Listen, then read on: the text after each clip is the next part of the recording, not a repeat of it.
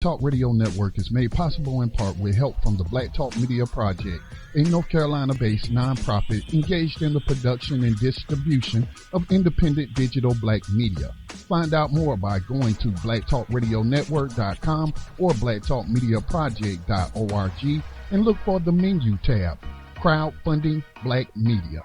Black Talk Media Project, helping to provide you with new black media for the new millennium.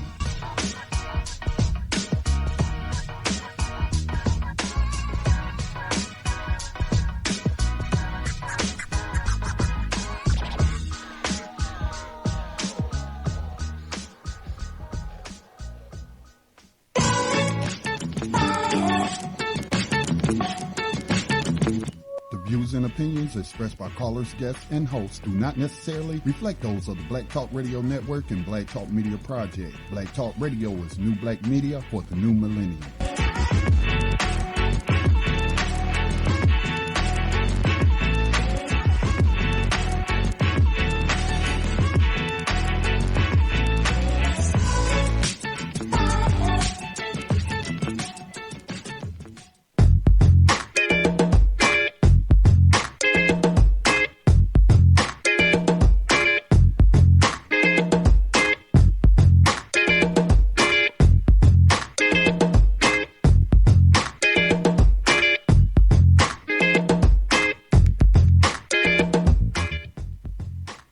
Good afternoon. You are tuned in to Black Talk Radio News. My name is Scotty Reed. I'm broadcasting from behind these enemy lines that I call Everyday USA Inc. Today is Monday. It is Monday. It is October the 24th, 2016, just about to head into a new month, still celebrating the 50th anniversary of the founding of the Black Panther Party. Please check out some of the podcasts that I did earlier last week. We talked to a person who was impacted and influenced by the Panthers as a child, took advantage of the programs they had. Also, the last editor of the Black Panther National newspaper. So we are getting on air a little bit late. We were having some issues with the phone lines, and it looks like we're trying to get our guests on the air. This service is provided in high definition by free conference call. Access code accepted. This conference is being recorded. Q&A session started. As I was just about to say, we've been having communications issues. Really don't like Skype anymore. It just really does not want to work in conjunction with our conference line. So this is what I'm going to do. I'm going to get our guests on the line and then try to connect both of them. Okay, now it appears to work. This will be my last time using Skype, I promise you. This service is provided in high definition by freeconferencecallhd.com. Please enter your access code followed by the pound. This menu will repeat. Okay, now it does not want to pick up. Ms. Zhou, do we have you on the line? Yes. Okay, we are having a bit of an issue with our phone systems. You can hear me, okay? Are you able to hear me? Okay, if you would, bear with me as I need to connect to our conference line because we have people who don't have any other means, so I'm going to use another system. This will be my last time using Skype, so you Skype users out there, if you've been experiencing these same issues, I definitely feel you. So we will be connecting. This service is provided in high definition by freeconferencecallhd.com. This conference is being recorded. Q&A session started. All right, Ms. Zhou, were you able to hear the conference line just now? Yes, I think they asked for an access code. Yes, it does ask for access code, but we are in the conference line. I just wanted to make sure we have any questions from the conference line, you'll be able to hear those. Okay, great. Okay. All right. Without further delay, Sorry again for the technical issues. This won't happen again because we will discontinue using Skype till they straighten out their application. But this first hour, we are, as you can tell, going to speak with Miss Karen Zhou about the Bronx 120. We've done previous interviews. Remember the last show I did Friday? I read from the first part of the press release, but we also interviewed one of the victim's mother. So this program, Black Talk Radio News, listeners, you are acquainted with the Bronx 120. Ms. Zhou is a representative with Incarcerated Workers Organizing Committee. And Ms. Zhou, after we speak to you about the Bronx 120, definitely will. I know that the IWOC has been involved in the national prison strikes, which there has been a media blackout, and these prisoners striking against prison slavery. We would like to get an update from you. And during the second hour, we hope to speak to a family member, another family member. This time, the family member wants to remain anonymous. I can certainly feel that, especially after the terroristic type behavior that was shown them in the courtroom as citizens, so-called citizens of the state of New York, of New York City, and paying taxes and supposed to have access to public hearings, but that is not the case. And that's what we want to talk about first and foremost with you, Ms. Zhou. But if you could, can you give our listeners, as much as you feel comfortable, a little bit about your background in your organizing history around these sort of issues? Around the Bronx 120? So I think we initially were there when they had a press conference immediately after the raid happened on April 27th, where we sort of started meeting family members affected by the raid. And since then, we've been building, and connecting with family members affected by the raid. And the Incarcerated Workers Organizing Committee is committed to politically supporting all prisoners. Which is why we, got behind helping family members organize around the raids. I hope that answers your question a bit.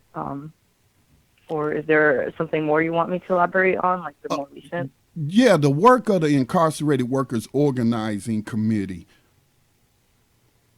Okay, right, okay. So the Incarcerated Workers Organizing Committee is a committee of the industrial workers of the world. And it's a group that has been behind the national prison strike along with other groups. And we're committed to the abolition of all prisoners. Now, you mentioned the involvement that their press conference, I guess that's what caught your organization's attention and decided to provide support and stand in solidarity. So for those who may not have heard our prior broadcast on the Bronx 120, could you just give them a brief synopsis of what the case is about? Who are the Bronx 120? Absolutely.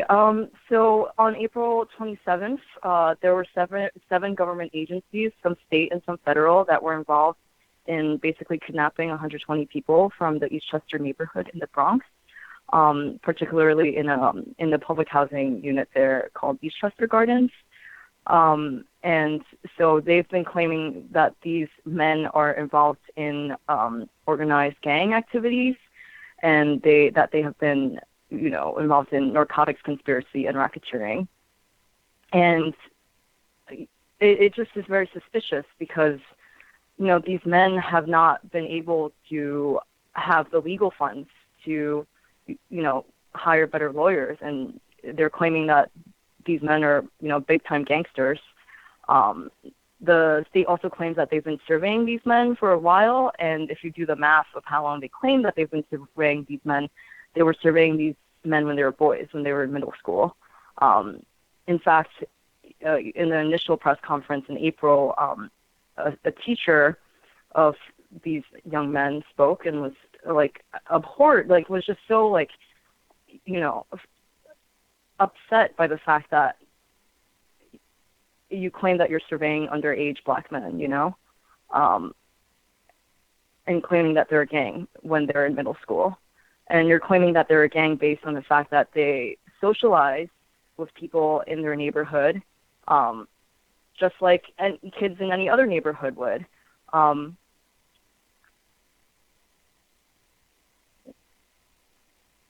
and there's no other way to describe it besides state terror, no? Um, for the fact that like 7 agencies would be involved in claiming that these men are involved in a very organized, gang conspiracy. Right, trying to paint them as if, well, we're used to the mainstream media playing along with the police state and this demonization of whatever victim they choose to demonize. I think there's a concerted effort to misinform the public or prejudice the public against people before they've ever had a day in court. And I certainly see that going on. Like here, I mean, you would think this is Al Capone, Bugsy Siegel, or, pick one of the old time gangsters that used to rule New York and Chicago. And most of these are very young men. And you raised the point I want to take you back to. You raised constitutional issues. That's very troubling, but I don't think it should be surprising to those who have been paying attention to surveillance issues and these quote unquote gang databases that law enforcement have been compiling for a very long time. I know that the city of Chicago or the Chicago Police Department spent over $1 million, I'm not sure the exact total, to create this computer database that's supposed to be able to predict crime based on the people they're stopping on the street and putting them into the database in their quote unquote alleged gang affiliations. And it's supposed to be able to predict crime based off of where these individuals are. Now, they were also, too, putting minors into these databases. So this does raise constitutional issues. Has the state, I don't know how much you know about the Bronx 120 case, I don't know, but did they seek warrants to surveil each and every one of these individuals? Did they go to a judge and spell out? So those are some of the questions I have, but there's got to be some constitutional issues of surveilling minors.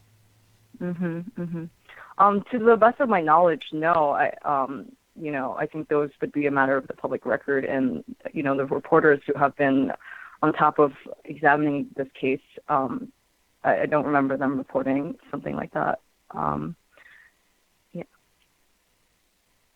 I do want to give a couple updates about what's going on with folks, since probably the last time y'all spoke to a parent or someone involved in IWOC.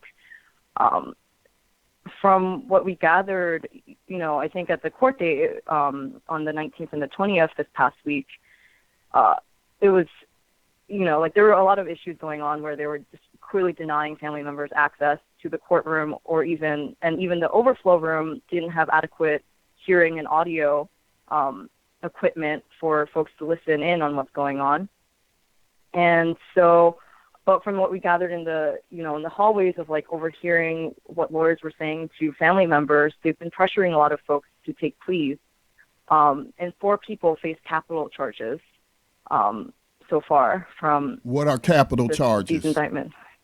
Like capital punishment, because it's a federal case, even though capital punishment is, does not happen in New York State because it's a federal case.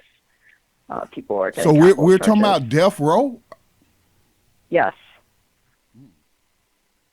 Now, I do know a little bit about the case, and unfortunately, there was a victim of one of the young men indicted, along with the others with the Bronx 120, but that person had already served prison time, if I'm not mistaken, for the killing of that elderly woman in the community who was a bystander, was not the target, but this person did serve their crime. But now I'm hearing from some of the press reports that they're even trying to bring that into it and say that there was a conspiracy among people who had nothing to do with it.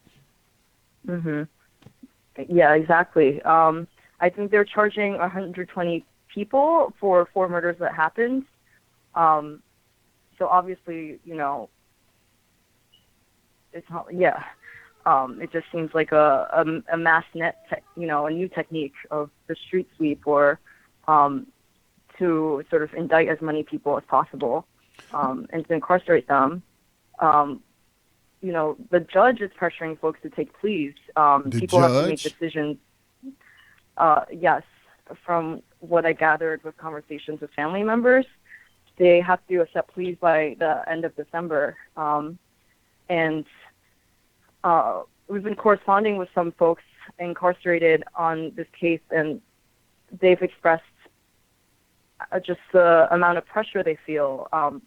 While they're in prison, they're saying, like, I can't think straight. How am I supposed to make these decisions, these very serious, consequential decisions about, how my life is going to play out while I'm incarcerated and, like, not, in a good mental state to even want to fight back. Yes, ma'am. Yes, ma'am. Now, getting back to what happened last week, which was the subject of a press release from IWOC, and you spoke on it a little bit, but and certainly that is an important element about plea deals. I think on one of our programs, New Abolitionist Radio, the figure has been cited that I know over 90%, might be over 95% of criminal court cases end in plea deals. And there has been talk about people not allowing themselves to be pressured, that you can clog up the system. It would grind to a halt if nobody took plea deals. It would just grind it to a halt. But if you're not the individual that's in that position where where they're threatening you with capital punishment and 20, 30 years. So I certainly don't want to put any undue pressure on those individuals to make those decisions for themselves. I'm just citing a statistical fact that most of these cases, and the system works for plea deals, and very rarely do we have an opportunity, those who register to vote or have a driver's license and included in a jury pool, we don't get to practice what they call jury nullification, where we've seen that happen in struggles in the past where people refuse to convict in such cases where it's blatantly racism and state repression and terrorism towards a community, and specifically it's young men. But in the press release, it was mentioned that there was some games being played at the courtroom, like some of the family members were directed to an overflow room where the TV monitor didn't really work, and there were still seating available in the courtroom, and these court officers were getting kind of belligerent and antagonistic towards family members who wanted to go and persist in exercising their rights to be in the courtroom. So could you talk more about that? What are some of the stories you heard? Yeah, absolutely. I think it was just blatant racism. I was with a family member who was really flustered by the fact that she was in the overflow room, and she was just getting really angry because she couldn't, you couldn't see any of the defendants or any of the men in the video that they had up. And mind you, there were people that came from out of town that flew in to be able to, witness what was going on in court and to, be there for their loved ones. And the audio equipment wasn't working, so you couldn't barely hear, you couldn't hear what the judge was saying. And this is, mind you, this is their first court date for a lot of these men since their arraignment, April 27th. So people have been waiting for months for an update on what's going on, right? And so, and obviously this was brought up to the court officers, and they're like, oh, we're working on it, and but there was no AV technician that came, and so I was with her when some folks tried to go to the courtroom, and there were clearly folks that were leaving, and the court officers were very belligerent to her. It was beyond words. I just could not believe that a human being would treat another human being like that. They were literally like, get out, and she was incredible. She stood up for herself and was like, don't talk to me like a dog. I'm a person. You don't have the right to be that belligerent to me when all I want is to be able to see my son in the courtroom. That's my right.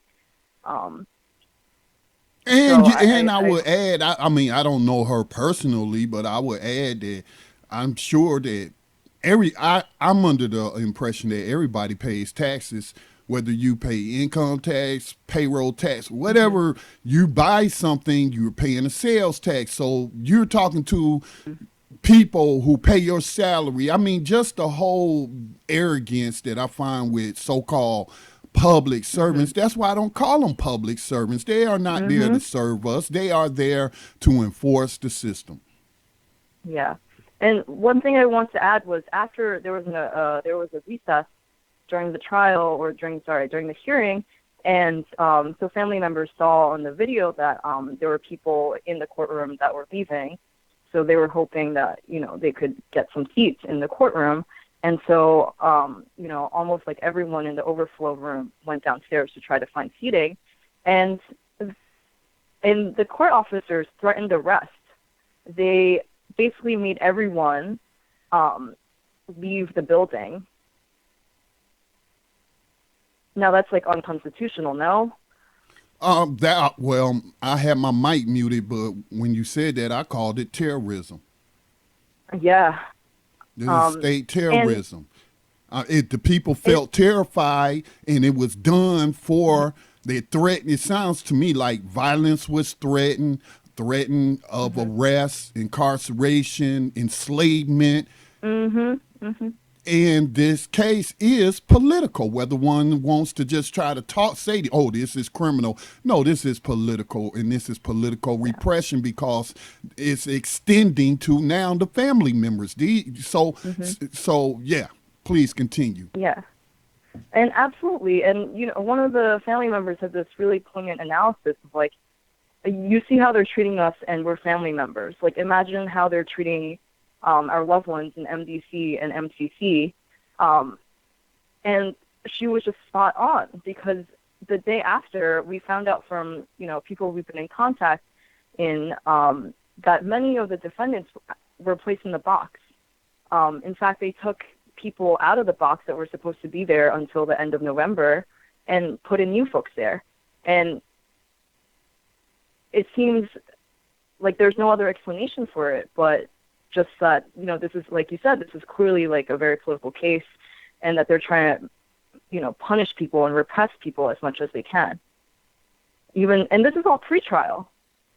In fact, one person is going to be in solitary for a year pre-trial, and has been denied visits from his mother from now to October 2017. Wow. That is, correct me if I'm wrong, but it seems like that was the case with Khalif Browder as well, who committed suicide. And if I'm not mistaken, didn't his mother recently commit suicide as well? Yes, I believe so. And again, the key thing that you mentioned was this is pre-trial. So this is before anybody has been convicted. I guess the bail is so high that's why they're still in there. The families can't afford it, or what's going on there, or were they denied bail? Most of the men were not offered bail. Okay. Yeah, and in fact, I think with a couple of folks, there's been really, like, they've had bail hearings, and the prosecutors have been very intent on them not getting bail. Okay. And the documents that have come out that, because those documents, I think, have been made public of the evidence that they have against these folks, and it's just utter bullshit. It's just conversations people had with each other over text messages. It does not amount to anything besides people socializing. So I want to ask this question. We have about 5 minutes left with you, and I want to ask this question before I give you opportunity to give us an update on the prison strikes And I know that on the website that people should visit is Bronx 120. That is 120 in the numbers, but Bronx spelled out, www.bronx120.org. I believe you may be able to contribute funds for legal defense, but my question is, has any of the civil rights organizations that have attorneys. Oh, I'll just throw some names out there. Benjamin Crump usually pops up when there's a black victim. Let me see who else. Al Sharpton's National Action Network is headquartered in New York, if I'm not mistaken. There is the NAACP Legal Defense Fund, and I would also throw out there the ACLU because I do see constitutional issues. Are any of these organizations getting involved? I believe we from the beginning we tried to reach out to many of these groups, or some of these groups, I should say, and either people were unwilling to take it because it's a federal case, which was the case with the NLG. And what is really telling is that one of the mothers had luck reaching out to the law firm behind the I think the civil action suit against stop and frisk. Mm-hmm. And it seemed like the law firm was seriously considering it for a while, but they got back to her, and if I'm quoting it correctly, they said like the scope of this case is just too much for us to even handle, something along those lines, I should say, which is quite telling. Yeah, that means that some of these organizations need to collaborate then. Mm-hmm, mm-hmm. So certainly that's... Yeah, go ahead. Oh, absolutely. I mean, we need folks with the legal knowledge to support in whatever way possible. And just on the legal issue, I just want to bring up that, permanent exclusion is also part of what's been going on. Even before these men have been convicted of a crime, their family members are getting kicked out of public housing, or simultaneously while you're dealing with right. Another yes, those families. I hope they are keeping documentation. That sounds like a violation of their rights. Again, so these are old tactics. There's nothing new. But before we run out of time, I appreciate you giving us time to talk about this issue again. People can go to Bronx120.org for more information and find out how they can contribute. Give us. I'm sorry. I just want to also plug. There's a Facebook group too, Free the Bronx 120, for updates on actions too, if that's easier for people to access. Okay. And please give us an update in about 3 minutes, if you can, on the national prison strike against prison slavery. Yeah, absolutely. I'll try to the best of my ability.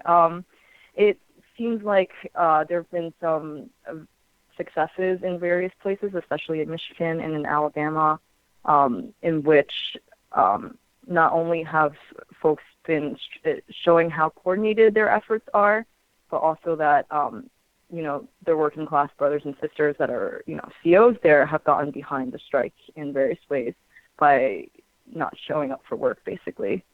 And I'm very hopeful because, the state is still using the strategy of when they believe that folks have been the agitators behind these strikes, they transfer them to another facility. In the past, what that has led to is strikes in prisons that haven't striked before. So I think that this strike is just the beginning of a lot of good actions to end the carceral state. And I just want to mention that, in New York, our local is very small. It consists of just a handful of folks, and we're starting to do work where we're building relations with folks on the inside in women's facilities, as well as, in other facilities where people are doing slave labor for core crafts, which is a $48 million industry. Miss Zhou, I don't mean to cut you off, but we're having issues with our system. I do, if you could just hold 1 second, let me see if this is the anonymous person. Hold, please. Again, Skype is giving us all kind of issues today. Is this the anonymous guest who was scheduled for Black Talk Radio today? 321. Hello? Yes, ma'am. 3-2. Yes. Okay. If you could hold for me, I can't add you to the conference. So we're having issues with our communication system. So I'm going to wrap it up with Miss Zhou. But you Okay. just stay on hold. Don't hang up. And then we're going to bring you in. Okay. All right. Thank you. You're welcome. Okay.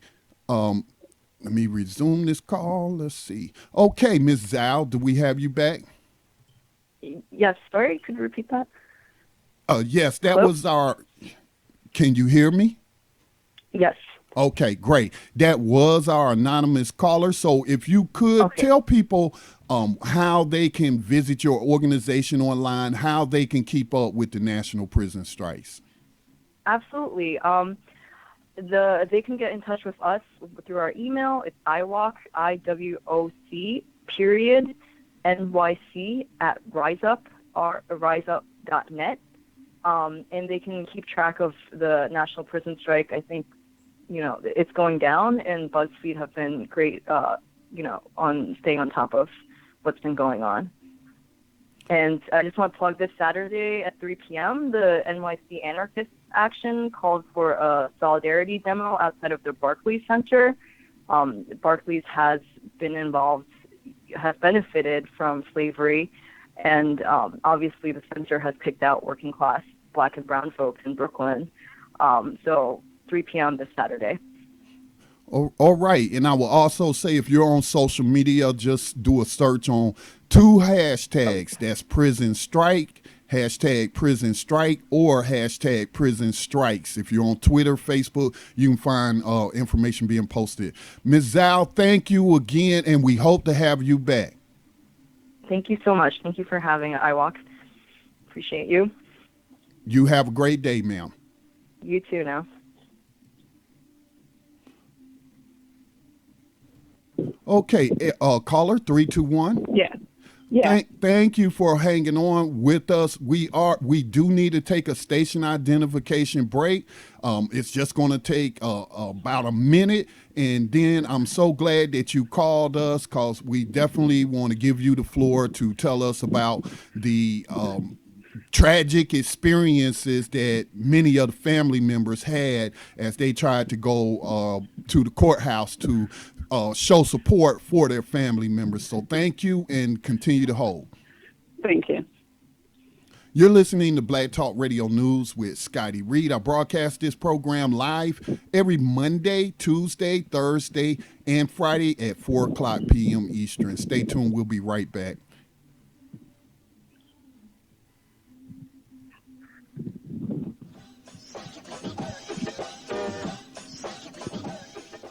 The Black Talk Media Project funds the use of new media technology in efforts to restore independent Black voices to the myriad of issues affecting Afro-descendant people all over the planet.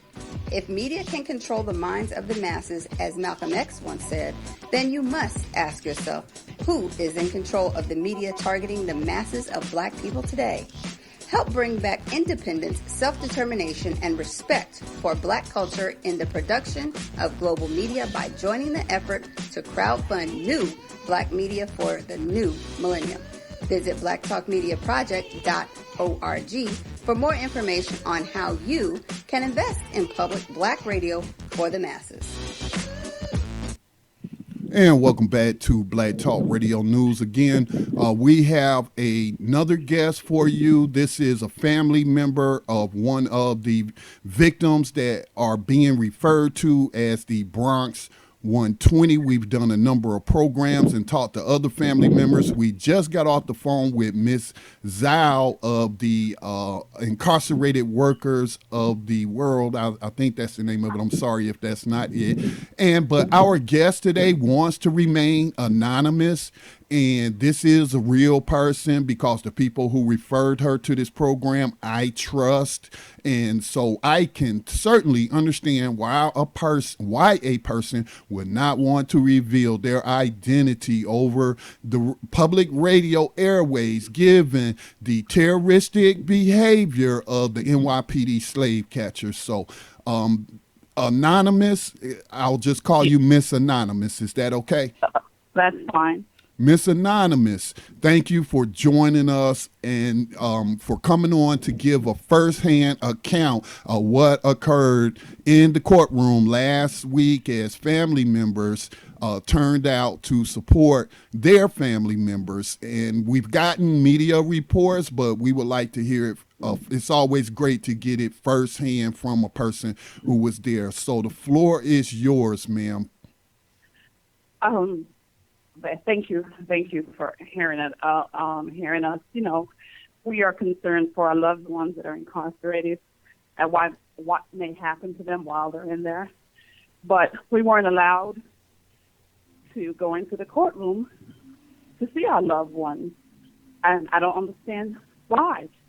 And then to top it off, the treatment that we received as if we are criminals ourselves, even though the ones that are in there probably not. They're in there for one reason, only the color of their skin. But I just don't understand. We're taxpayers.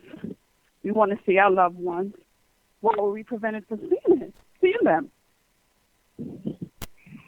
And I apologize. It's very emotional for me. Had you ever experienced anything like this before at a public building providing so-called public services? I mean, this is a taxpayer-funded building, right? The courthouse is. I assume the courts are funded by taxpayers. Had you ever been treated like that by public employees? No.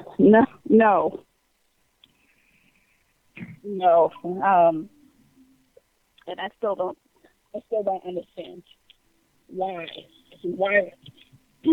there's no accountability for what happened. You knew about this date for months.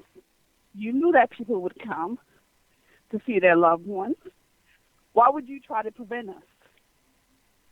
And then you have them go to a room where the camera doesn't work and the audio is terrible. We also got reports that there was open seating in the courtroom. And I get your point that they knew this was going to happen and they had larger courtrooms that they could have scheduled these public hearings. These are public hearings, must stress that. Thank you. And that even though they did not put it in a larger courtroom, there were still seating available. And did you witness people being kept from it? Were you kept out the courtroom? Well, our family members were not able to go in. If they had that, nobody that I knew about it. I don't know who. This is what they're saying after. Nobody that I knew, no one. None of us were allowed in. So I don't know where that came from. And I don't know if they're trying to spin it. After the fact, I didn't hear that. Yes, didn't hear that at all. Yes, ma'am. We had gotten press reports that family members saw people coming out and knew that and other people came out and told them there was seating available, and that the family members, like yourself, part of the Bronx 120 case, were not permitted to go in. And one person in a press release said that they were persistent, and on the third try, they finally let them in, but not before they had threatened them. Wow. But this person did get in there, and this person through the press said that there was seating available. Wow. Well, I didn't know. I guess, we didn't know. But I guess if you pursued or, but you have to go the stress of the whole matter. It's already a stressful situation, and it's just added stress that you have to go in there. I mean, it's crazy. You knew that this is not one or two defendants. You knew you were going to have a large amount of defendants in there. You've known that. It should have been larger a courtroom, which would have had seats to accommodate people, especially those who were traveling from out of state, to see their loved ones. This is not right. I mean, this is not. What are you hiding? What is it that you had no problem when they were arrested? Big press conference and names out there, all of that stuff. You had no problem doing that. So what is it now that you're trying to prevent loved ones from going into a courtroom to see their loved one? the case progress or whatever that they're trying to do, or to see what they're trying to do to our loved ones. It sounds like not only are there some due process and constitutional issues surrounding the Bronx 120 victims themselves, but it seems like there are some very serious civil infractions, if not criminal infractions, against family members, because I believe that your rights were violated as well. I believe that wholeheartedly. I mean, it's how this happened was unfair. How they're treated unfair. The family members are being treated that it's like we don't say anything, keep quiet, or else, or this is gonna really. I thought we lived in the United States of America. Keep quiet or else. Did I hear that correctly? No, like it's the way that you feel that you're being treated. Okay. It's like it's like don't say anything, or you don't want to put your loved ones in harm's way while they have them there. You want to them to be okay, but in the same aspect, I mean, I don't believe that the government is being fair. In which a perfect example is not being allowed to see your loved one when there's a court hearing. Why wasn't that allowed? And is there what can we do? I mean, I don't know how things work in New York City in terms of the court, but I assume that, and I've been in I'm not going to say quite a few. I've been in one a courtroom in Arizona, courtroom in Hawaii, and the courtroom here in North Carolina. And the way that the courts that I have been to work is the court has a docket. Judges are assigned cases. The cases are assigned courtrooms, and the courtrooms are open to the public. Anybody. Exactly. I don't even have to be related to anyone. Exactly. Exactly. But does it operate differently than on a federal level than it does on the state level? Is that the difference, that the federal level can pretty much do what they want to do? I don't know.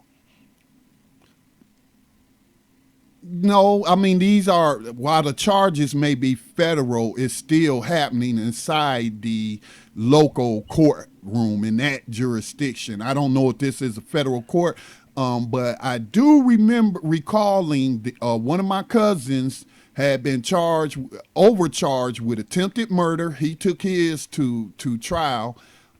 He had been attacked. Him and some other people were attacked on the North Carolina highway, where you had a racist white male get out his car doing a traffic jam and brandish a small knife and stab it into the top of the car. And my cousin got out, and they ended up fighting. My cousin seriously injured this man, so they tried to charge him with attempted murder, and that was a federal case in the courtroom in Charlotte, North Carolina. And now I'm remembering that was open to the public too.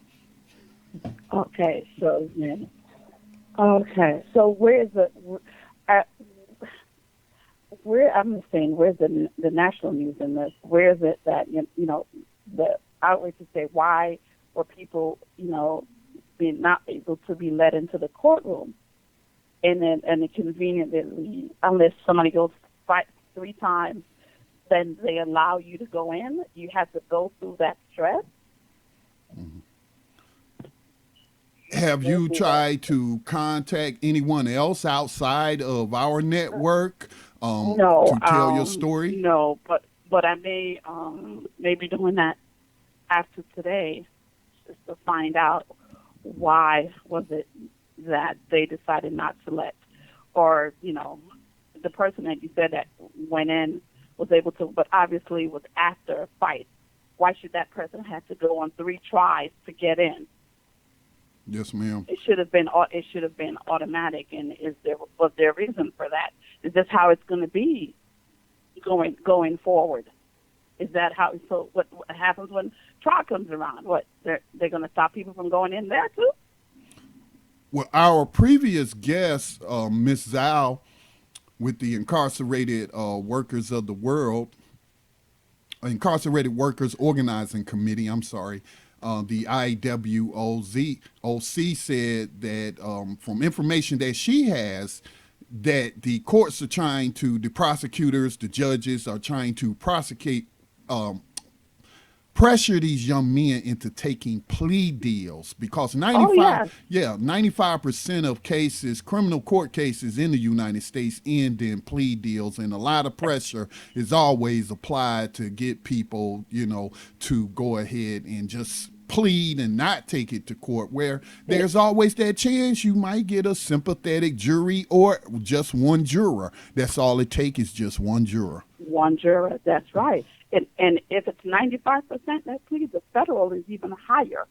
So on federal cases, if it's 95%, then it's probably 99% of federal that would take a plea deal, because the threshold is so much higher, because they overcharge and they have all these, years that they're trying to tack on to people. Not only that, there are people that are charged for the same crime who've already served their time in a state.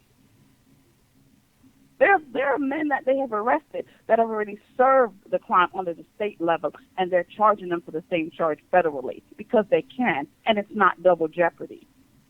Yes, because they're making it part of RICO. See, RICO has been used to take down organized crime. When they want to get creative, that is, the system wants to get creative, they come up with things like this. But, the programs on our network, we do a lot of analysis. And like when the Ferguson report came out, we took a look at that, where it was talking about laws were violated, federal laws were violated. I didn't see them make any arrest or anything like that. But we were saying, this meets the RICO statutes. This is organized crime. You have the city manager, the city council working with the police chief and the police department to raise revenue off of poor black and middle class African Americans, black people in this country, and you were getting about $2 million a year annually just of harassing and ticketing and then all the bail. That was RICO charges. But again, the United States government, the federal government, when it comes to these sort of crimes, they just come out with a report, document the crimes, but where are the prosecutions? But then when it comes to young men, women, usually of the black and brown variety, we want to throw the book at you and want to put you on death row and give you 100 years. Exactly.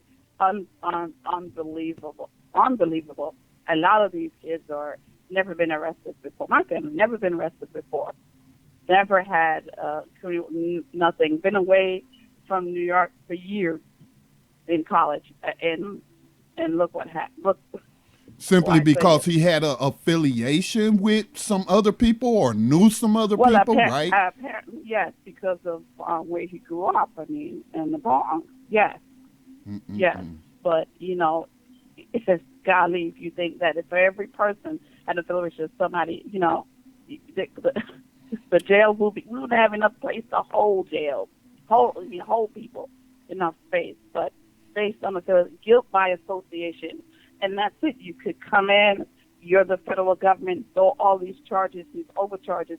A lot of these kids don't have any money, don't have no outlet, don't have, to fight the federal government. The way that media, I'm sorry, I didn't mean to interrupt you. Go ahead. Oh, sorry, go ahead. Well, I was just going to say, based off the mainstream media reports that I've been seeing, you would think like these young men were part of this organized criminal syndicate that was pulling in hundreds of thousands, if not millions a week, involved in all these, murders, committed hundreds of murders. Not true at all. Some of these kids, they pulled out of different states, went to their colleges, hadn't been left the state years ago. The way they make it seem, if you didn't know, if I didn't know my loved one, you would think they were saying that these kids are on the corners of the street in the Bronx every night, robbing somebody, breaking up somebody's house, killing somebody. How is it that 120 people get charged with the same crime. How is that possible? How could 120 people get charged with the same crime? Same for crime. How is that possible? You got to think of people have to think about it. How, even if hypothetically we were to believe what you were saying, there's got to be one that's the bigger and doing more, flunkies. You know what I'm saying? For everybody charged with the same crime? Isn't that a red flag? Something's not right here? Certainly a red flag for me. Yes. And this, I would just want to stress people, this is a federal government. So we're talking the Obama administration. We're talking about the Loretta Lynch Department of Justice. We're talking about, what's the guy name at the FBI that just gave the press conference not that long ago to tell us all the crimes that Hillary Clinton and her staff committed. But hey, I'm going to recommend no charges. Yeah. Yes, it is a federal, and that's so. It is. Okay. It's so sad. It's so sad. Trust me, it is a sad situation, and I don't understand. I'm waiting. I'm saying, where is the outcry of what they're doing to these kids? Where is that? Because are you saying to me that, and all of a sudden recently, because the year before they got arrested, they arrested 100 people in Harlem.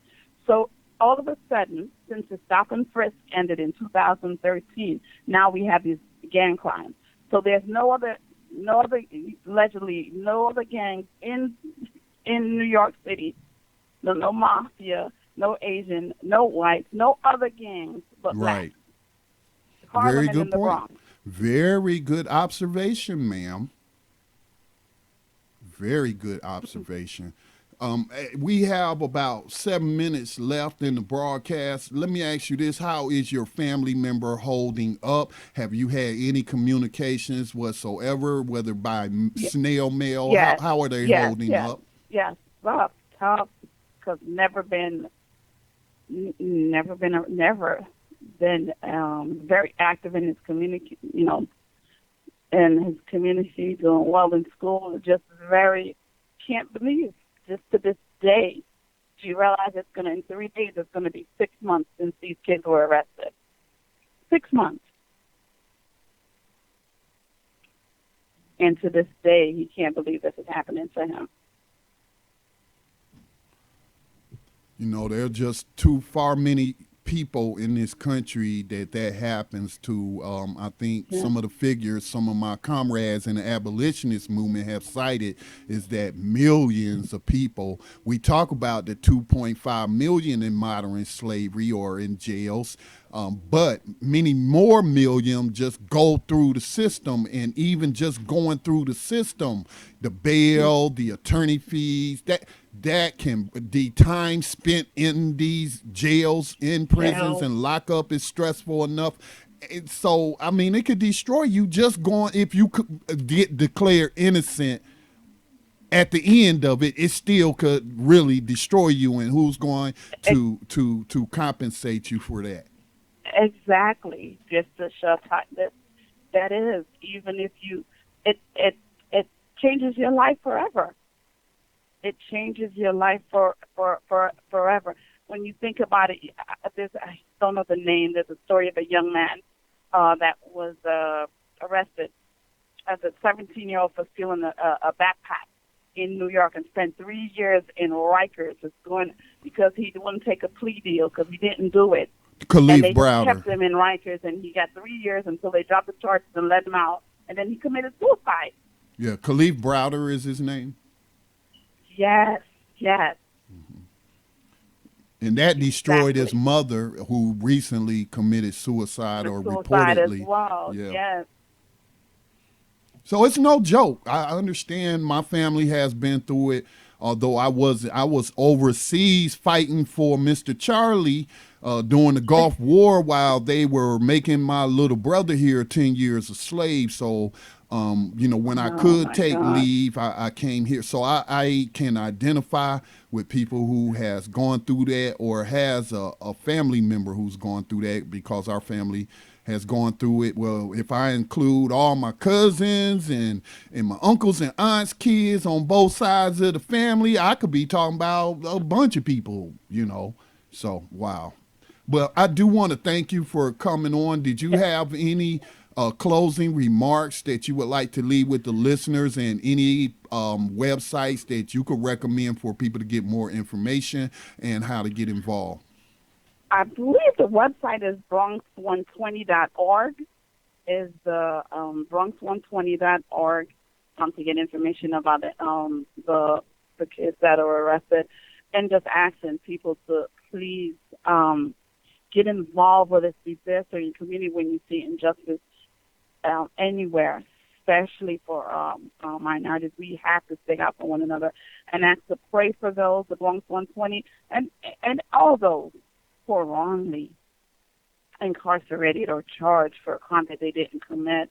We just have to, just keep our faith and be strong and encourage our loved ones if anyone of you is going through that. Well, Right. yes, ma'am. And I'm glad that your loved one that is going through this, I'm glad that they have a strong person like yourself. You seem to be a strong person who knows what's going on and is not confused about the situation. And they have someone like you to help them get through this. And we hope that they, along with all of the Bronx 120, get through this. And we hope that these legal organizations out there are a number of issues here. ACLU, there's a number of, it seems like some of these young men in the Bronx 120 have been under police surveillance since middle school. So what's that about? All right. So thank you very much. Thank you, Miss Anonymous. And any time that you want to get information out through our platform, through our network, don't hesitate to get back in touch with us through the channels that you know how to get in touch with us. All right, I will. Thank you very much. You're welcome. Have a blessed day. Thank you. All right, that concludes our interview with Miss Anonymous, who has a loved one who is counted among the Bronx 120. Again, check out the Bronx120.org website. I do want to take a station identification break, kick some message music so I can clear my throat. And when we come back, we will go over some of the news of the day, just a couple of items I like to point your way. So much out there that's going on. Try to make people aware of much as possible.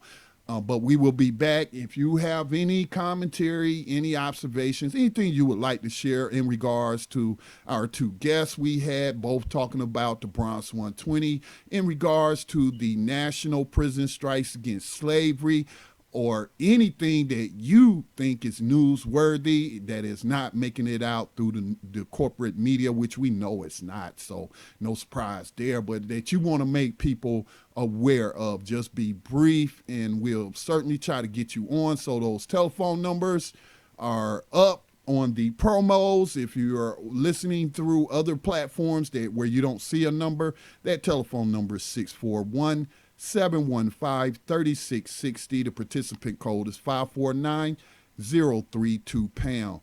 Anytime you would like to speak, hit *6 and 1. That's *6 and 1. You're listening to Black Talk Radio News, part of the Black Talk Radio Network, which is providing you with new black media for the new millennium. No, I'm not a writer. Okay.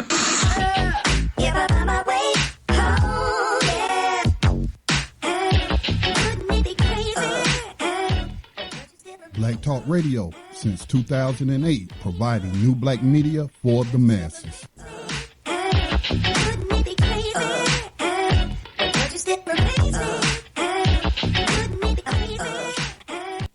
Jails in America are being privatized, and they are on the stock exchange, and you don't build a hotel unless you expect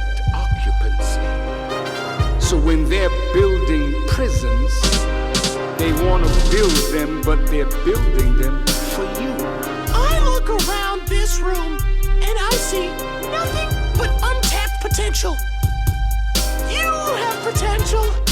You have... Oh boy.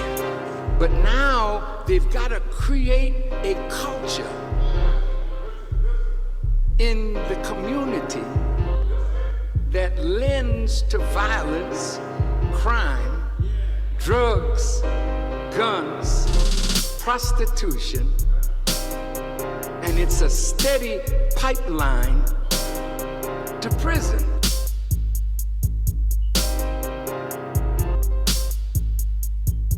But they're offering you rap deals. Atlantic Records. See, these are the real safers. They have to be exposed, brothers. You rap, and in your rap there's a beef with another rapper. And you get real, fiery about it. And you're talking about drilling down. I look around this room and I see nothing but untapped potential. You have potential. You have...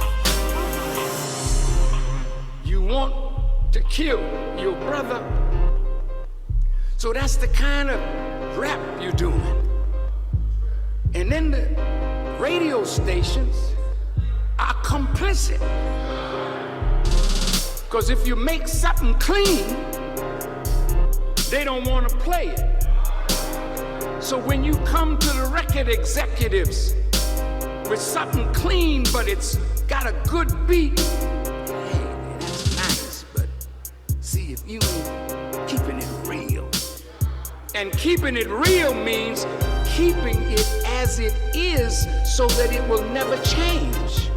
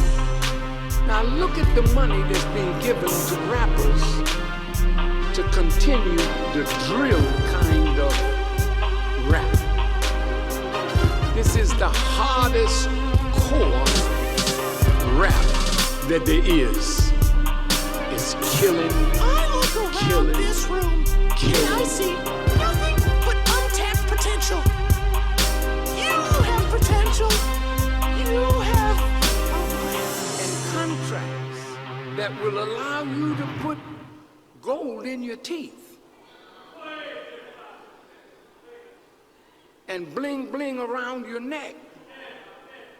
And then you can come back in the hood riding expensive cars. But your brothers and sisters are dying on your words.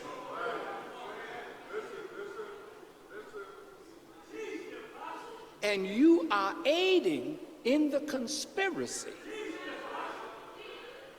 to exterminate the black male. You got to know. that at the highest levels of government, they've plotted our demise. Oh boy.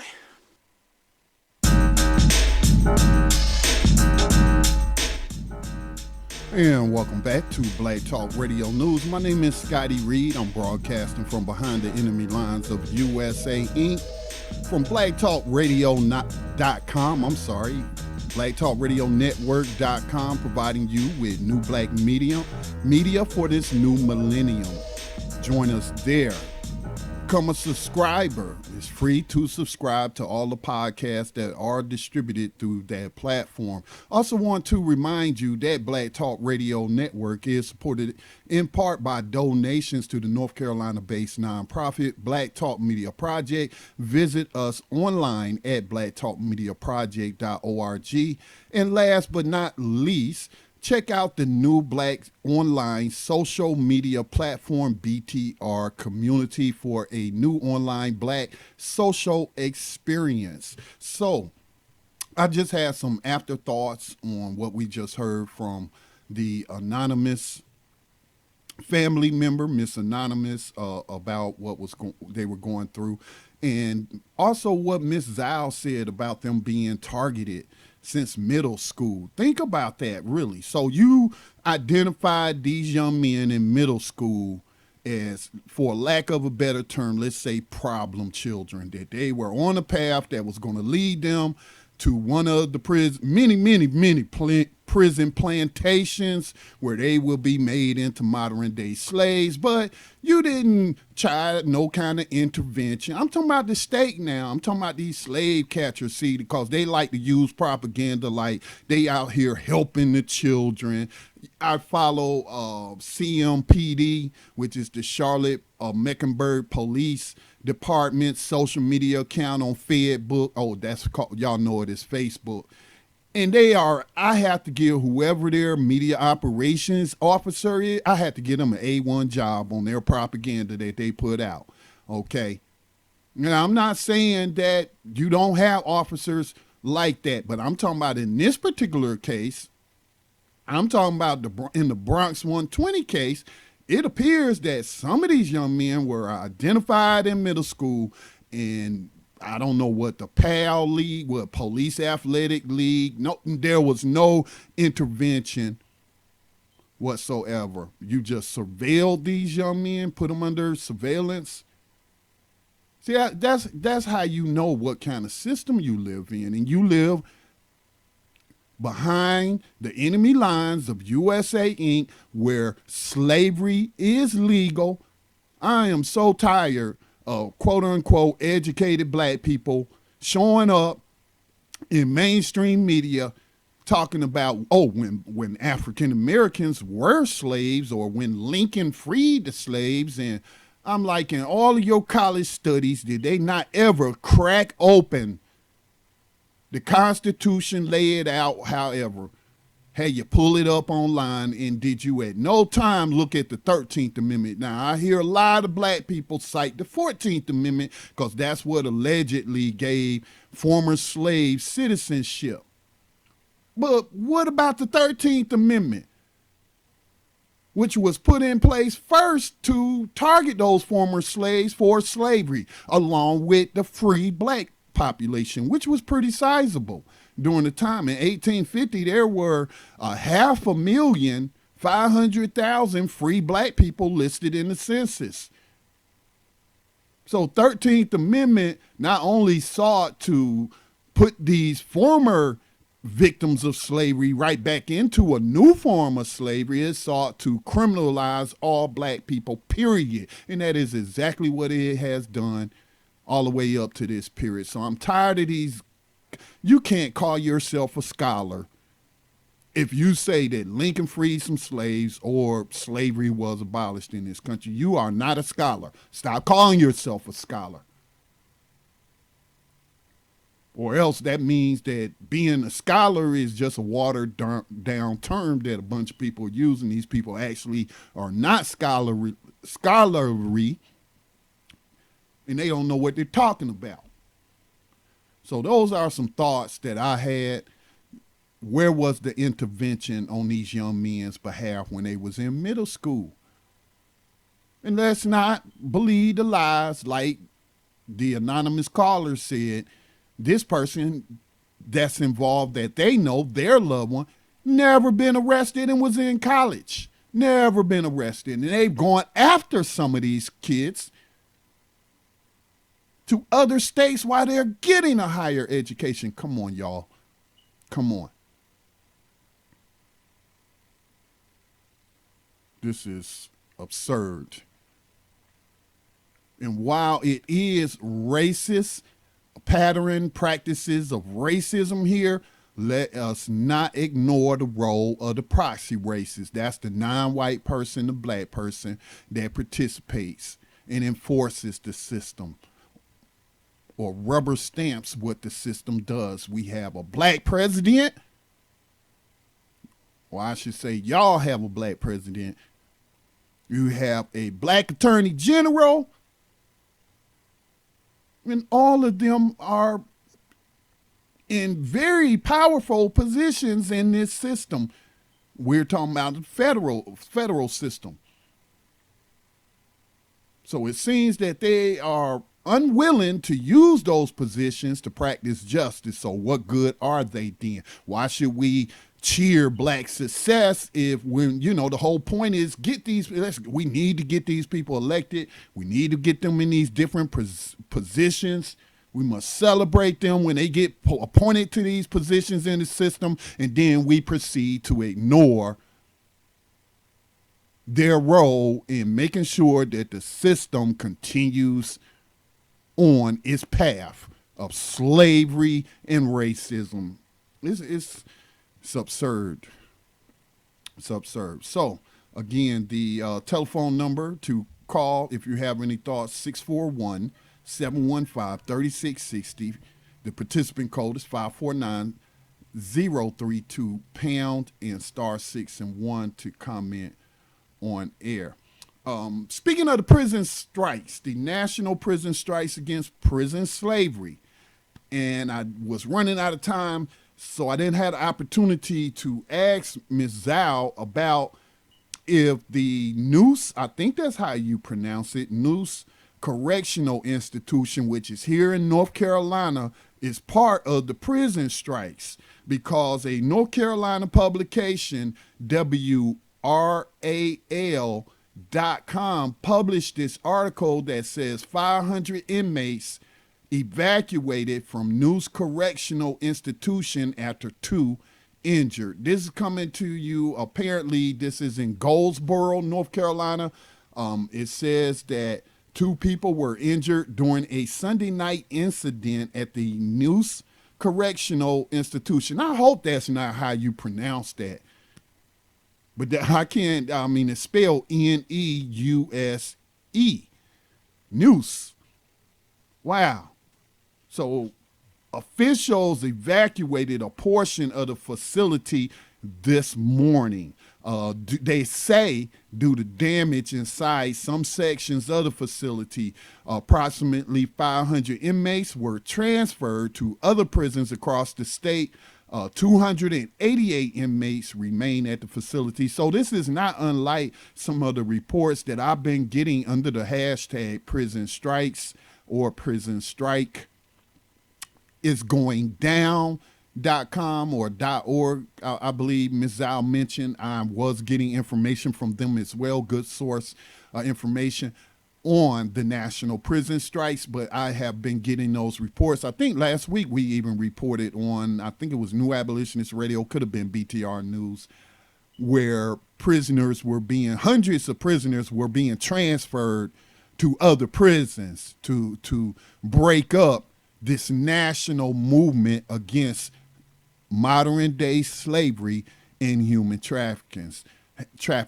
The authorities in Goldsboro, North Carolina, are saying that 1 staff member was taken to a local hospital with 9 life-threatening injuries, while an inmate who also received 9 life-threatening injuries was treated and released. I think they meant treated and sent back to whatever slave plantation they're going to hold them on.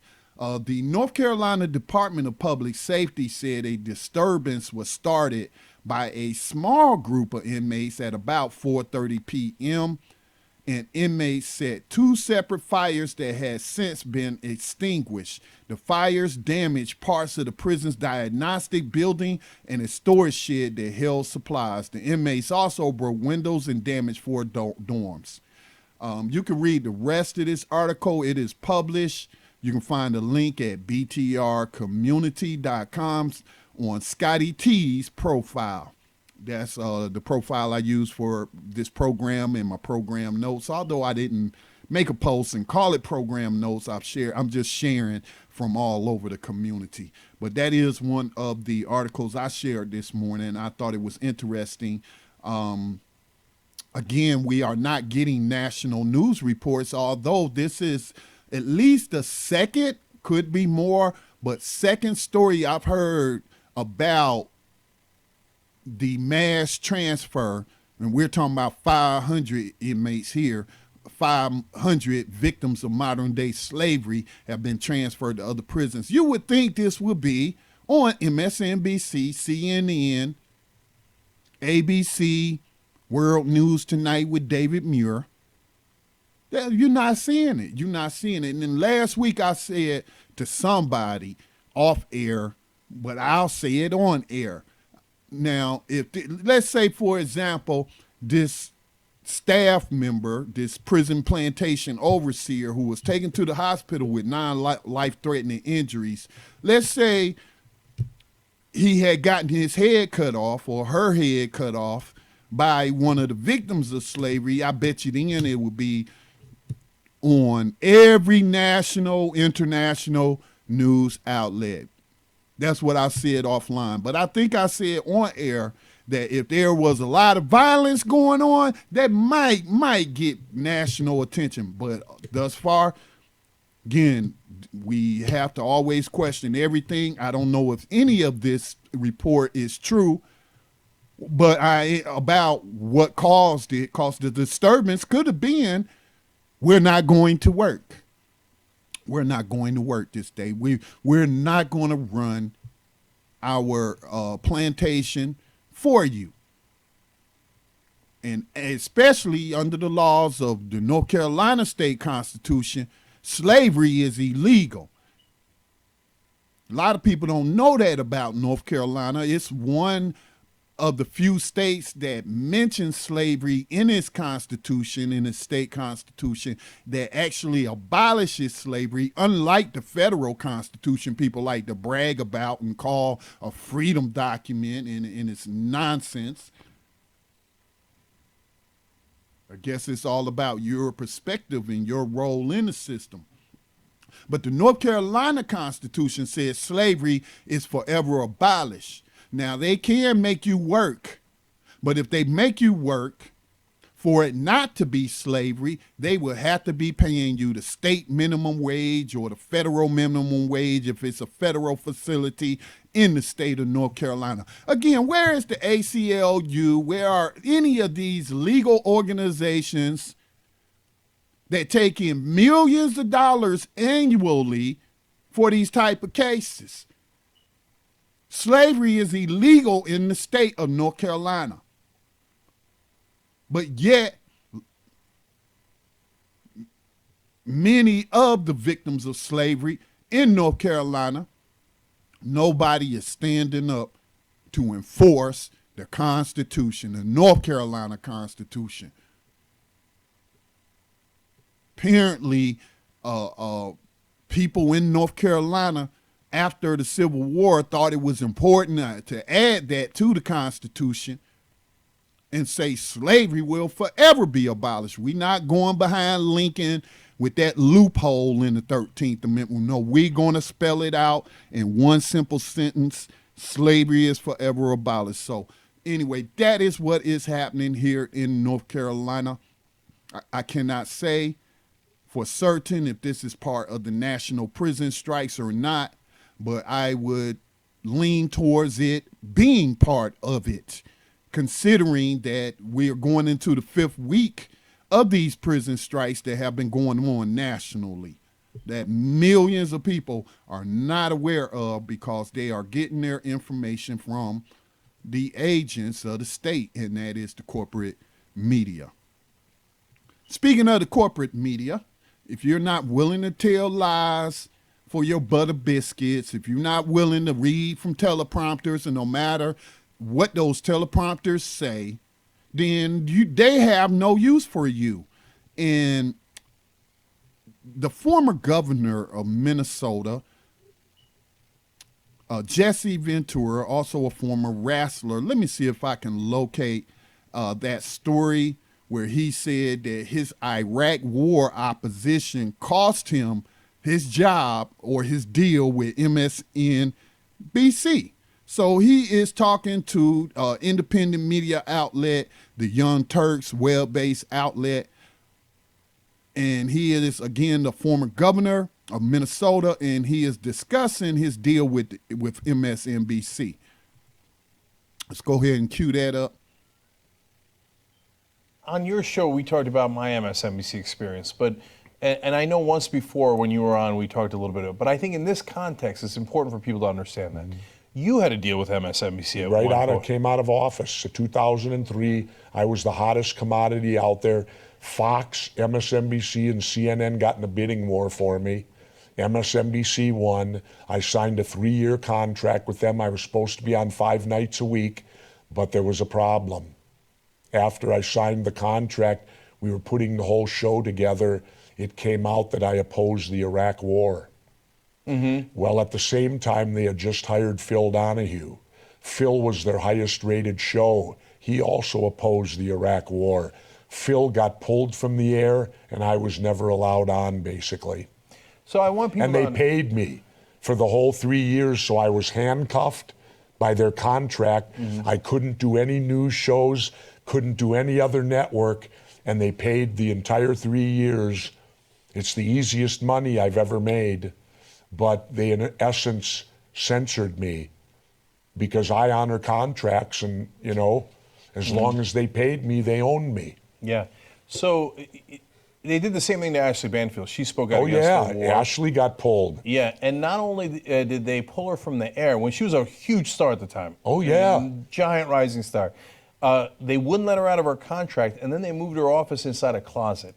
You know why? It's not about Ashley Banfield. That was sending a message to everyone else in the building. Yeah. Okay, so we worried about the Russians, we're worried about Al Jazeera. And I understand those concerns, right? I'm not minimizing those concerns. We should be worried about ourselves. We should be worried about us too. Because when MSNBC does that, well, that's also limiting free speech. Think back, people. There was nobody speaking out against the Iraq war before we invaded on the media. There was nobody. Because we were all censored. Anyone who would have was removed from the air. All right, so you can go to YouTube and subscribe or go through their archives. The Young Turks, they have a YouTube channel if you want to watch that full interview. Sink, I think that's how you pronounce his name, Sink Unger, or however you pronounce his name. I don't really trust anyone, so I shouldn't even come out and say I don't trust him. I don't trust him as a news source. Now, does he put out information? Yes, he put out accurate information sometimes, but he too wishy-washy for me. He is one of those USA type people. You heard him talking about Al Jazeera. I was actually invited on an Al Jazeera program about a year or so ago. I did not accept that invitation. But you heard him mention that, and he talked about the Russian propaganda. The United States has been engaged in propaganda. I mean, the U.S. government has been involved in propaganda going back to its inception. Newspapers have been involved in pushing state propaganda since their incorporation. This is no secret for anyone who has studied real history of newspapers, the news industry, the printing industry of the United States. and I mentioned this. I'm gonna have to find that guy's name. It's been a few years, but he was one of the big three. It was only CBS, ABC, and NBC at the time. This was back in the 1950s, and in an interview or off the cuff remarks that he made that were later leaked to the public, he said it is their patriotic duty to push state propaganda. I'm paraphrasing what he's saying, but if they know that the United States government is lying about world affairs, about what's going on in terms of any kind of confrontations between nations, especially involving the United States, they are just going to repeat what government officials say with no proof, ask for no proof. I mentioned this last week. Last week. They keep saying the Russians are trying to rig the elections or they're behind these hacks. The Russian government, not just Russian hackers who are autonomous and hacking because that's what hackers do, but we have the so-called news media. These are supposed to be professionals now. All they did was take a press release from the Obama administration that says a CIA official believes that high-level Russian officials may be involved in these hacks of the DNC because they're trying to influence the election. Again, no talking about the crimes that's discussed in these emails. No, they want to red bait you and get you into that USA versus USSR mindset. They want to take it back to the Winter Olympics in the 1980s when the courageous Americans defeated the evil sickle and hammer hockey team of the Russians, and they made a movie about it. So they want to take you to that mindset, that gang mentality. That's what it is. They want you to have that gang mentality. So without any proof whatsoever, the mainstream media has been telling the public that the Russians are hacking the election. Now, where were these same people reporting on the hacks that actually occurred of the Democratic primaries? Those were elections too. Those were elections to determine who was going to be the Democratic presidential nominee. Arizona had hacks of their voter registration database. Other states had hacks. There were Did y'all see that as a big news issue? So again, you shouldn't be surprised that the news media that you turn to every night, that many people trust, that they would censor people like Jesse Ventura based on their political positions. So that should tell you something. I always, when I hear a lot of black people who share news from these white platforms and don't provide you with any kind of analysis or trying to tell people how they lying to you, no, they just gonna share the article. They ain't screen the article for the practice of deception, and then so that those people they're sharing the article with are not confused, provide some kind of little short commentary. You just basically just sharing the enemy's propaganda is what you sharing. So although those are intelligence sources, we should read them. If we're going to share them, we better provide some analysis. So I'm not surprised that MSNBC were willing to pay Jesse Ventura 3 years' salary to sit at home and not talk to nobody. I am not surprised. I'm going to take a station identification break. I want to share some news. I want to share some political prisoner news. I will check the conference line, see if anybody has a question or a comment they would like to share. Let me get that number out before we go to break. And that number is 641-715-3660. Again, that number is 641-715-3660. The participant code is 549-032#. Hit *6 and 1 if you would like to comment on air. This is Scotty Reed. This is Black Talk Radio News, broadcasting from behind the enemy lines of USA Inc. The Black Talk Radio Network is made possible in part with help from the Black Talk Media Project, a North Carolina-based nonprofit engaged in the production and distribution of independent digital black media. Find out more by going to blacktalkradionetwork.com or blacktalkmediaproject.org and look for the menu tab, Crowdfunding Black Media. Black Talk Media Project, helping to provide you with new black media for the new millennium.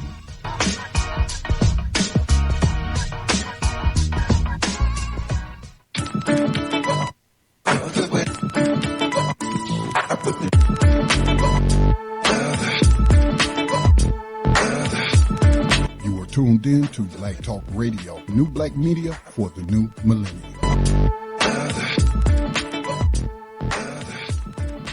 And welcome back to Black Talk Radio News. My name is Scotty Reed. The political prisoner of war updates and announcements for the 25th of October, which is tomorrow, is out. And I have shared that in the political prisoner and prisoners of war group in BTR community. It is a group that obviously the platform is members only. But you also have to be a group member to see what we post there. So those members who are part of that, you can look it up. You can also find this information. It is put out by New York City Jericho Movement.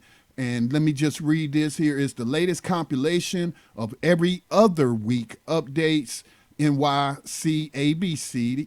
That's the Anarchist Black Cross, along with several other individuals and prisoner support crews, now send hard copies to all political prisoners and prisoners of war we support. If you consistently mail the latest updates to a specific prisoner, please let us know so we can ensure there's no overlap. The goal is to have copies sent to all the prisoners we list. We've also been told that some prisoners are not receiving the copies sent in. Again, that's state government repression, yet we aren't getting rejection notices. If you are in steady contact with a prisoner, please ask them whether or not they are receiving the updates and let us know. Free them all.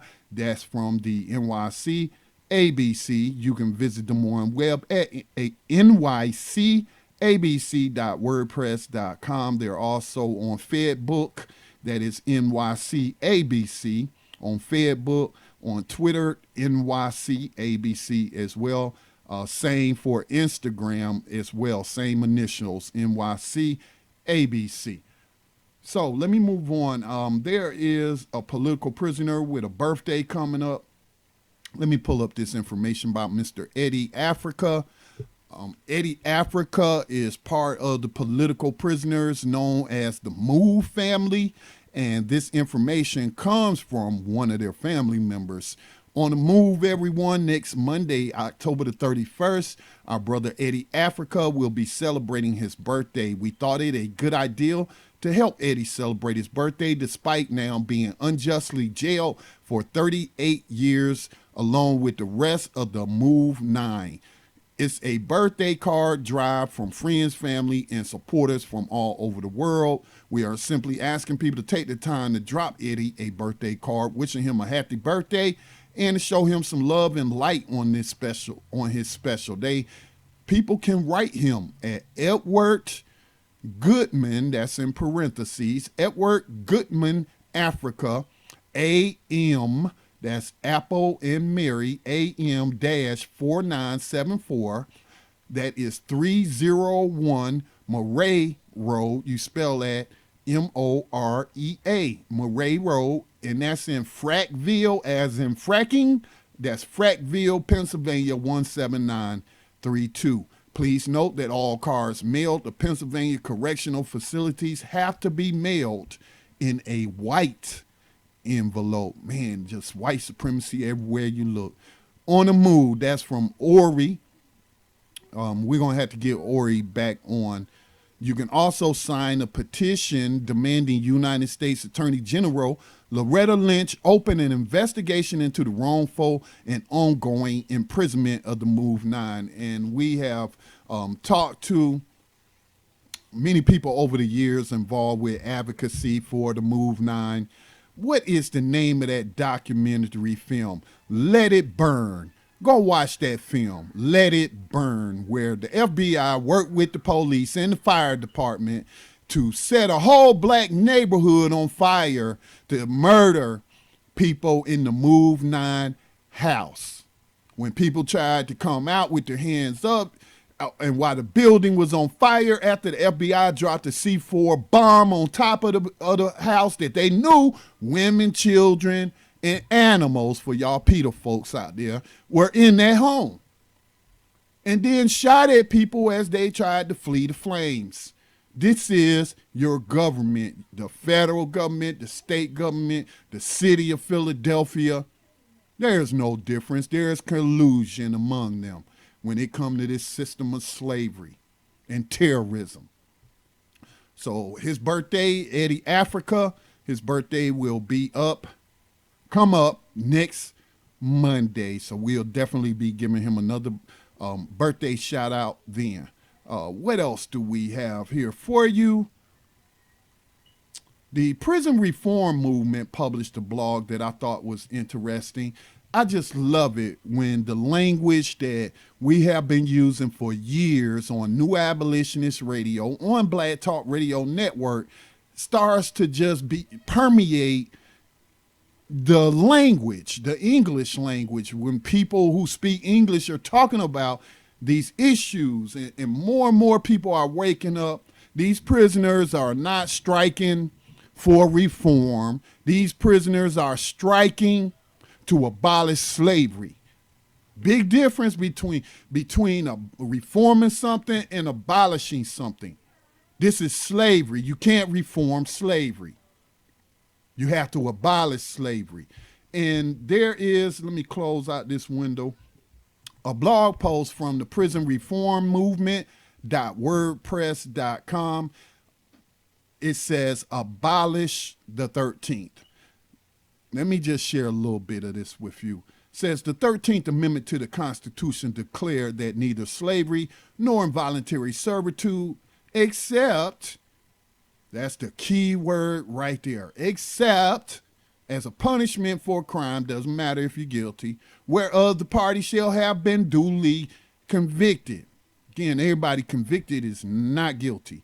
Shall exist within the United States or any place subject to their jurisdiction. What they really meant is their oppression, as they occupy many countries or territories. U.S. Virgin Island, occupied territory. Guam, occupied. American Samoa, occupied. Hawaii, occupied.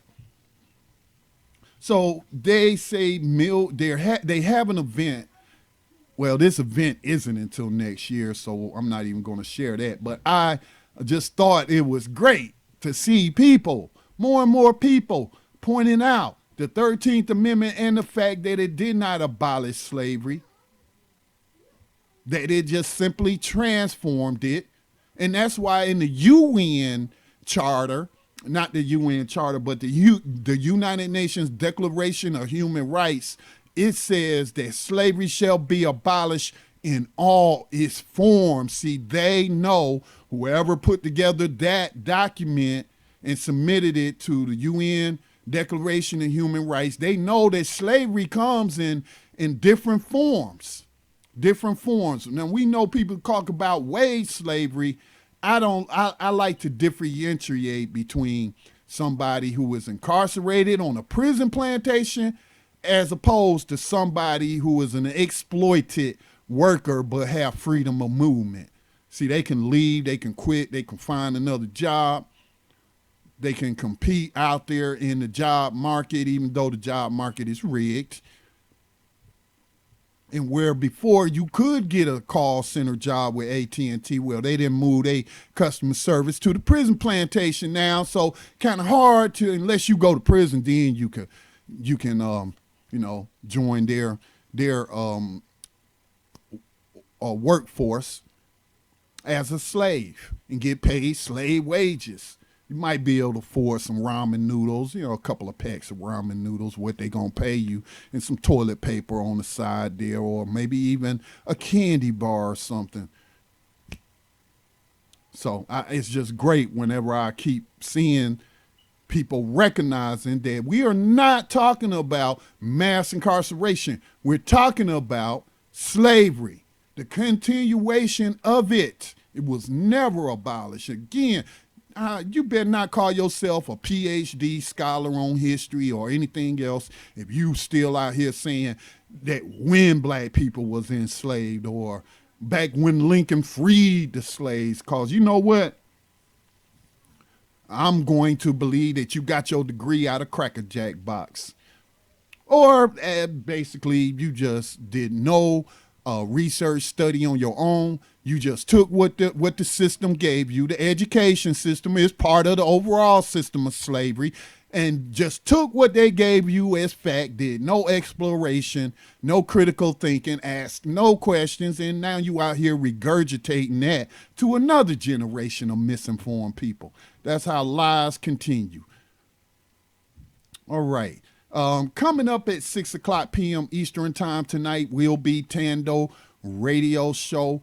It will be pre-recorded. It was pre-recorded earlier today, so we will not be taking any calls at all, but you will still be able to listen on the conference line. I will keep that open. Let me see. It's Monday. Again, it is October the 24th. I believe it is just 3 programs. This morning was the second broadcast of Today's Entrepreneur. Today's Entrepreneur is hosted by Andrea James. It comes on Monday mornings at 11 a.m. Eastern, 10 p.m. Central, and I think that would be 8 a.m. Pacific Standard Time. The program's already been archived. You can check that out. So today, this program will be the live broadcast, but we will live stream the pre-recorded program for a Tando Radio Show. Let me see if there's anything else I need to mention before we go off air. Let me give a quick glance at the calendar that's on btrcommunity.com. Tomorrow, let me open up this. You have the Mapuche struggle. Our kids have to be revolutionaries. Give me just a second as I get to those event details. This will be going down in Brooklyn, New York, at the base, which is 1302 Myrtle Avenue in Brooklyn, New York. Mapuche peoples have continued armed resistance against colonization for over 500 years. Get a sneak peek at a new documentary profiling 3 indigenous women who share their struggles from fiery student protests to mass land occupations. The screening will be followed by a discussion with the filmmaker. That is and anybody, you don't have to be a member of btrcommunity.com to see what's posted in the calendar or event section. So you can definitely get the details to that. There is no website, but this is, I'm assuming, it is free and open to the public. It is. Okay, what's next? That's going down tomorrow. It might have been nice if I told you what time, huh? Not sure if the time was listed.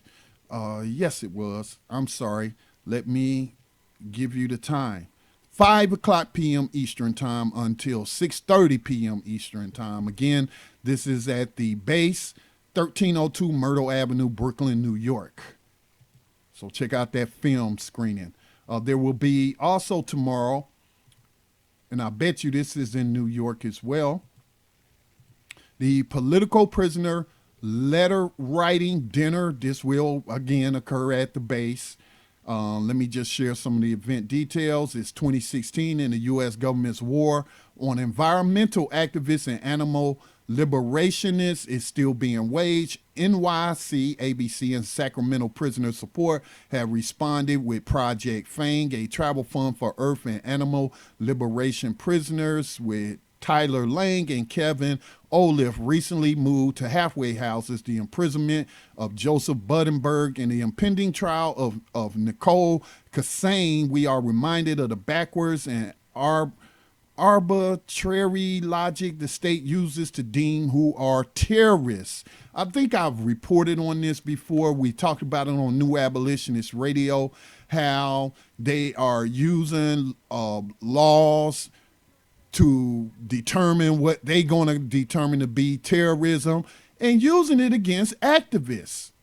So, for example, if I went to the headquarters of the GEO Group, one of the largest private prison enslavers in this country, and I went to their headquarters in Boca Raton, and a group of us chained ourselves to the door. We're not letting you get in the building today. We're going to chain ourselves to the door. You're going to have to work from home today, I guess. And we could be charged with terrorism under what some of these laws state. I forget the exact name of that particular law, but I remember when it was in the news and we talked about it in depth. And again, this is the country we live in. It is not the one that they put out to the world, the face they put out to the world with the propaganda that this is the freest place on the planet. Where else would you want to live? We have so much freedom and liberty. We got it coming out our ears and what have you. Well, how can that be true when you have the world's largest prison slave population? When you arrest more of your citizens than any country on the face of the earth, how can those people be having so much liberty and freedom? When the vast majority of your victims are in there for nonviolent, victimless crimes, and I'm not even going to say just limited to drug crimes, sex workers, that's nonviolent. That's nonviolence. It shouldn't even be a crime. You can say that morality stuff for the church. That's your morals. And then people, you having sex anyway outside of marriage. So why should these people be put into slavery? Cause they can't find a job, cause AT&T and other corporations want to utilize prison slave labor instead of utilizing people on the street. So then these people become homeless and they're forced into these situations where then they have to trade in flesh because that's all they have. And then you have the cops like out there in San Francisco and in other parts out there preying upon these underage sex workers. Y'all ain't forgot about that, have you? So anyway, coming up again at 6 o'clock p.m. Eastern time will be Tando Radio Show. So they were going to have a political prisoner letter writing dinner at the base. That's the same address that I gave you before. The date and time is October the 25th. That's tomorrow from 7 o'clock p.m. to 9:15 p.m. Of course, that's Eastern time as that is in New York. Coming up on October the 26th, you can protest at Trump's ribbon-cutting grand opening for the Trump Hotel in Washington, D.C. If you are into protesting, if you into that sort of thing, and the movement has its place for it. I'm not one of these people that's going to criticize anything people doing to counter racism. Hey, if that's the best they could come up with, at least they doing something. And again, it has its propaganda value. And propaganda works both ways. So, the Trump Hotel has announced their grand opening ribbon cutting ceremony scheduled for the morning of Wednesday, October the 26th. Gather at 9:30 a.m. and stay through the ceremony. In the face of the September 12th protests at the soft opening of the Trump International Hotel, again, this is in Washington, D.C., Donald Trump decided to stay away. The Trump family will be present at the ribbon-cutting ceremony on Wednesday. From the very beginning of his campaign, Trump has served as a lightning rod for bigotry against Mexicans, Muslims, the black community, immigrants, refugees, women, and people with disabilities. He has scapegoated the most vulnerable communities for the declining social and economic conditions facing working people in the United States and portrayed himself as some strongman billionaire savior for those who have been left behind. But he is just another servant of Wall Street and the military-industrial complex with an economic agenda to reduce taxes and regulations for the Fortune 500 corporations while promising to spend even more on the military, weapons, and war rather than the people's needs. Let's not also forget this is Scotty speaking, that he is the law and order candidate. He's talking like Bill Clinton, like he gonna flood the streets with hundreds of thousands or more slave catchers, and he has publicly stated his support for modern day slavery and human trafficking.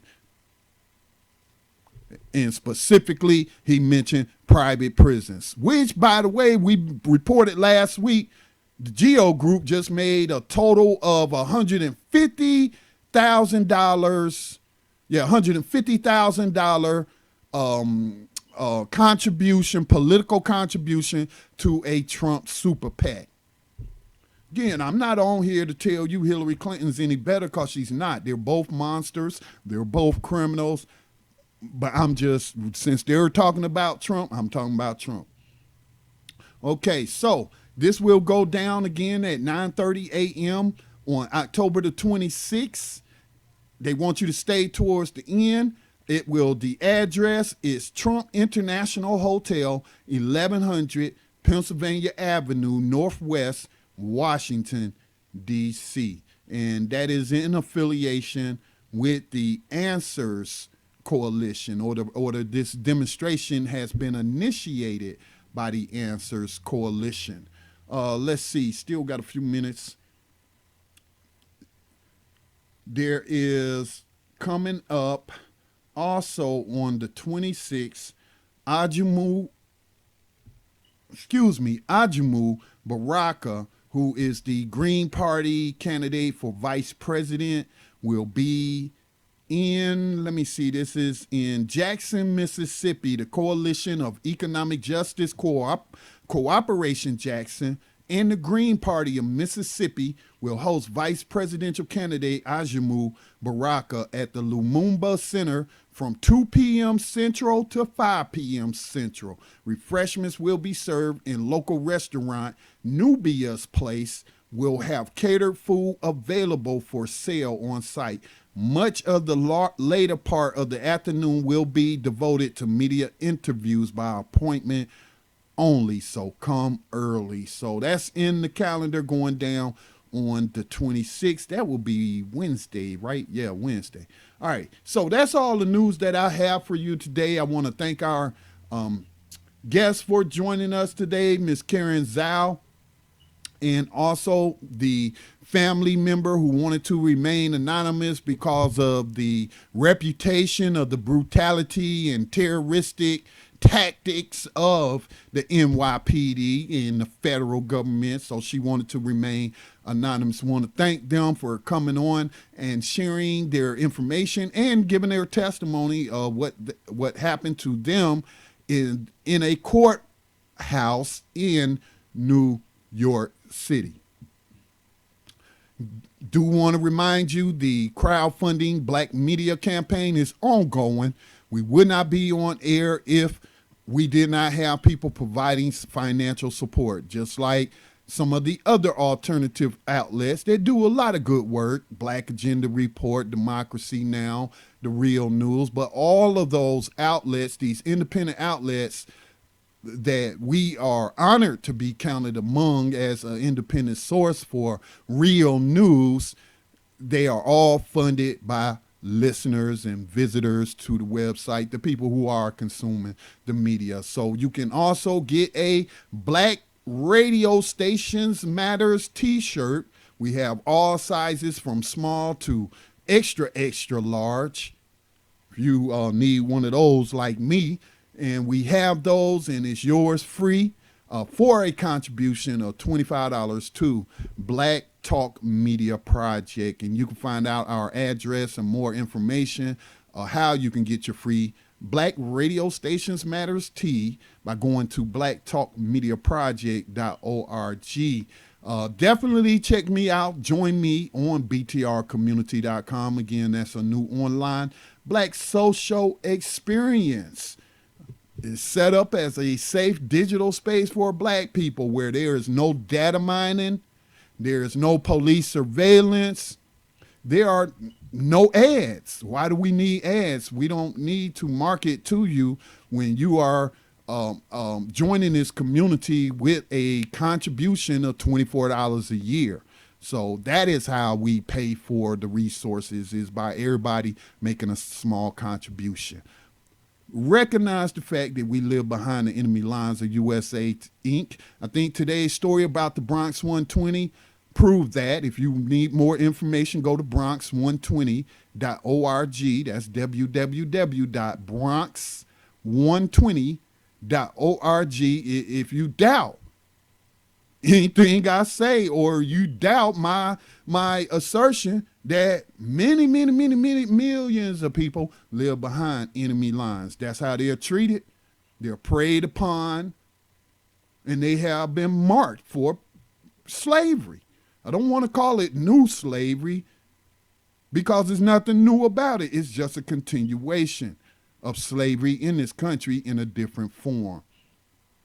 So when you recognize these facts, hopefully you will develop strategies and tactics to keep yourself from being a slave, but there is no guarantee. That is why you need to join with millions and millions and millions of other potential victims and become a new abolitionist, so that we can abolish slavery and not sit around and wait until it happens to us or someone we love.